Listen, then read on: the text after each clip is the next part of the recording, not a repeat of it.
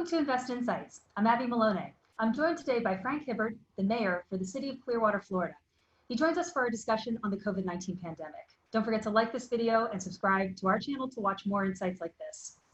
Frank, what a time to take your position as mayor. You were elected on March 17th, took the office on March 30th. Florida's official stay-at-home measures started on April 3rd, although Pinellas County had started a little bit prior to that. What has it been like to take office in this new virtual world? Well, it certainly wasn't what I anticipated. Fortunately, I had previous experience as the mayor of Clearwater, so that has certainly been helpful. As people say, it's not my first rodeo, but these are unusual circumstances that I know we will get through. But daily we are making adjustments to how we do business and how we serve our customers, which are all the citizens of Clearwater and really the region, because we have people coming into the city to work and own businesses. Like you mentioned prior, you were the mayor of Clearwater, and that happened to be during the last economic recession.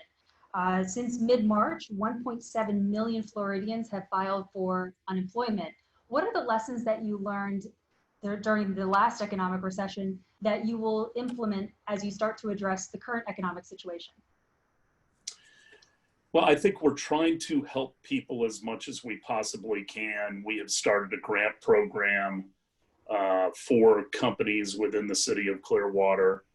If we allow those companies to survive this time, then obviously they're going to employ more people and the pain will be lessened. I don't think we should fool ourselves in any way to think that this is not going to be a painful experience. We've been trying to work with the state on the unemployment software. That's obviously been identified as a real issue. And then fortunately, people are also getting federal dollars.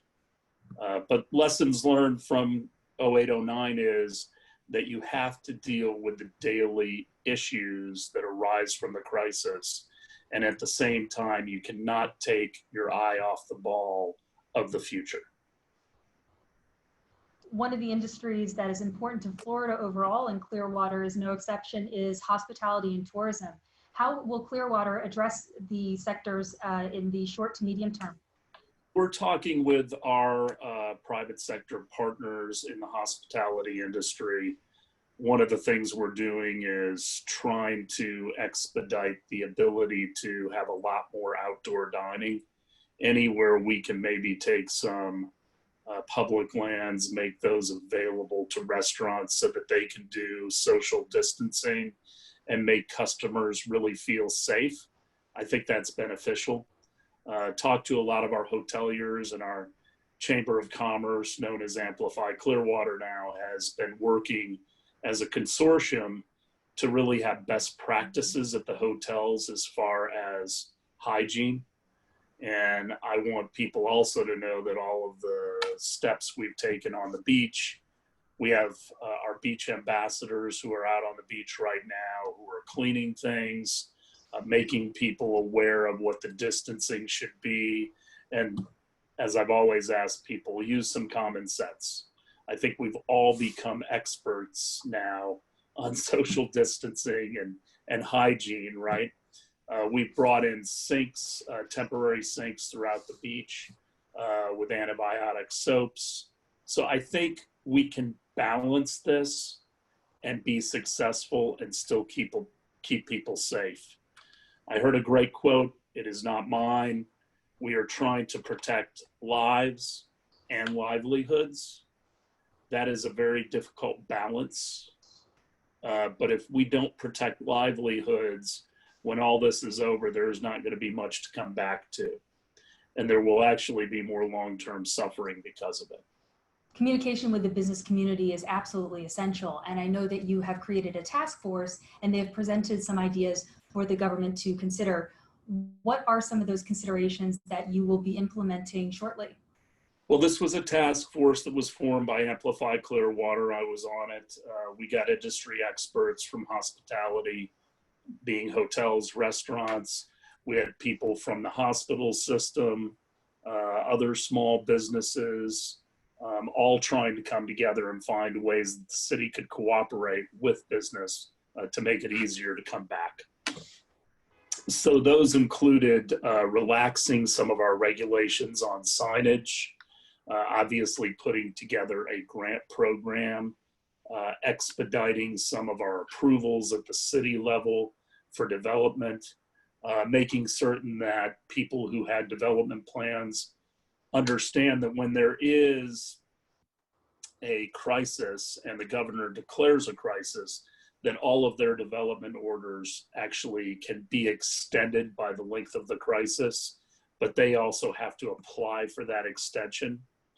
What I wanted to make certain of is that when people were ready to come back and start to operate their businesses again, that we had fertile ground, that we were communicating with them, and that we were cutting through as much red tape as humanly possible. And through crisis, sometimes are opportunities. What are some opportunities that the city would be looking at to get us through to the other side? Well, I think we looked at that in 2008 and 9. Fortunately, we as a city are very strong. We have a strong balance sheet. We have strong reserves. One of the platforms of my campaign was still building up our rainy day fund even further than we have it today. That was a little bit more prescient than I had hoped. But fortunately, we are in a very good position. And sometimes that allows you to buy up property. It certainly makes you more mindful of being efficient. Obviously, technology is changing rapidly through this process. You and I are not meeting personally. We're doing it over a Zoom system. And that, I think, is something that will carry over to after the crisis, because it will allow some efficiencies that we really didn't take advantage of pre-crisis. And should our viewers want to find out more information about the City of Clearwater, where would you direct them? Well, I would encourage them to go to our website, which is www.myclearwater.com. And one of the best resources that we have, which are not just resources from the city, but from the state, the county, and the federal government, and also for not-for-profits, we have a tab up in the upper left corner that says COVID-19. And that website is full of information of ways to navigate the different programs, the CARE Act, the PPP, grants that are available on the state and county level and the city level. Our grants are going to be opening up this Monday. We are going to be providing direct financial grants, but also we are going to be paying for professional services from CPAs and attorneys to help businesses navigate the situation. Well, thank you again. That was Frank Hibbard, the mayor of the City of Clearwater, Florida. Don't forget to like this video and subscribe to our channel to watch more insights like these. My name is Abby Melone, and this has been Invest Insights. Thank you for watching.